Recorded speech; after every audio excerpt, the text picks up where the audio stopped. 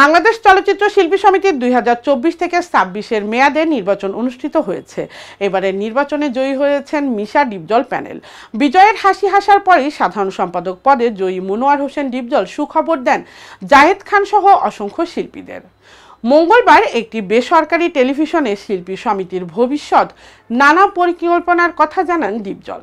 সমিতি থেকে যেসব শিল্পীরা সদস্যপদ বাতিল করা হয়েছে তাদের ব্যাপারে কি সিদ্ধান্ত নেবেন এমন প্রশ্নের জবাবে ডিপজল বলেন, সবাইকে সদস্যপদ ফিরিয়ে দেওয়া হবে, পাশাপাশি নতুন আরও সদস্যও নেওয়া হবে। জায়েদ খানের সদস্যপদ বাতিল করা হয়েছে তার ব্যাপারে কি সিদ্ধান্ত নেবেন এমন আরেক প্রশ্নের জবাবে ডিপজল বলেন, তার সদস্যপদ কেন বাতিল করা হয়েছে তা আমার জানা নেই, তবে জায়েদ খানের সদস্যপদ বাতিল করা বেআইনি হয়েছে বলে আমার মনে হয়, কারণ সে একজন আর্টিস্ট। আমাদের প্রথম সভায় বিষয়টি উত্থাপন করব আমি। সবার পরামর্শ ও সম্মতির ভিত্তিতে সিদ্ধান্ত নেওয়া হবে।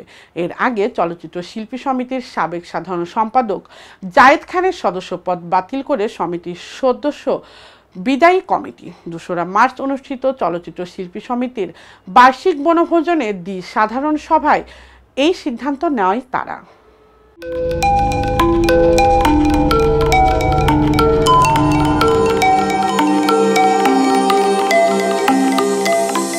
টিভি দেশ ও দশের কথা বলে।